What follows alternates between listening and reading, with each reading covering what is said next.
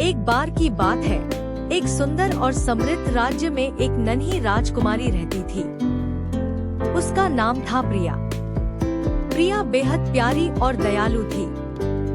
उसकी बड़ी बड़ी आँखें, काले घने बाल और हमेशा हंसता हुआ चेहरा उसे सभी का प्रिय बनाता था। प्रिया के पिता राजा विक्रम ने उसके जन्मदिन पर उसे एक अनमोल उपहार दिया, एक शेर का बच्चा। इस छोटे से शेर का नाम रखा गया शेरा। शेरा बहुत ही प्यारा और चंचल था। उसकी बड़ी बड़ी आँखें, मुलायम फर और छोटी छोटी दांतें उसे और भी प्यारा बनाती थी। प्रिया और शेरा की दोस्ती बहुत ही गहरी थी। वे दोनों हर समय साथ रहते थे। प्रिया उसे अपने साथ महल के बागों में ले जाती, जहां वे खेलते, दौड़ते और साथ में समय बिताते।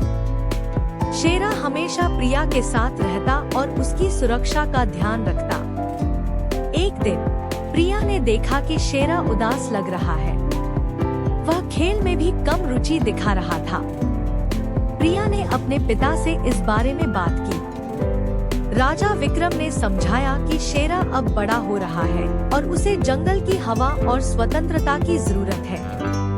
प्रिया को यह सुनकर दुख हुआ, लेकिन वह जानती थी कि शेरा के भले के लिए उसे यह करना होगा।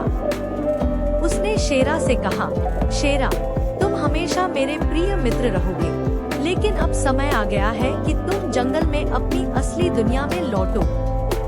शेरा ने अपनी बड़ी बड़ी आँखों से प्रिया को देखा, जैसे वह भी इस बात को समझ रहा हो। प्रिया ने उसे अपने गले लगाया और कहा, तुम हमेशा मेरे दिल में रहोगे और जब भी तुम्हें मेरी जरूरत होगी, मैं हमेशा तुम्हारे साथ रहूंगी। अगले दिन राजा विक्रम ने शेरा को जंगल में छोड़ने का फैसला किया। प्रिया ने अपने दोस्त को आखिरी बार प्यार से विदा किया।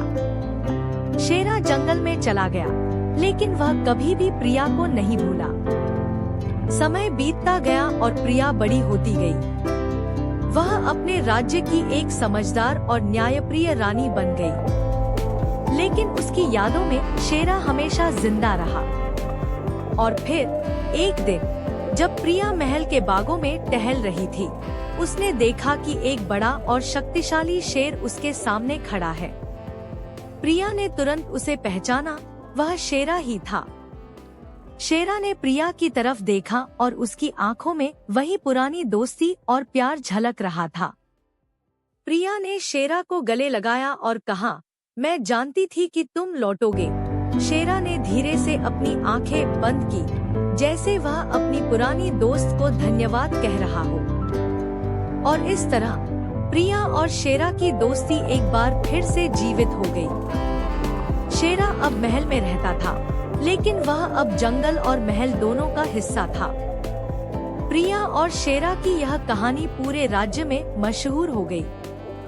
लोग कहते थे कि उनकी दोस्ती में एक अलग ही जादू था, वह जादू जो सच्ची दोस्ती और विश्वास से आता है। और इस तरह प्रिया और शेरा ने हमेशा के लिए अपनी दोस्ती को अमर कर दिया।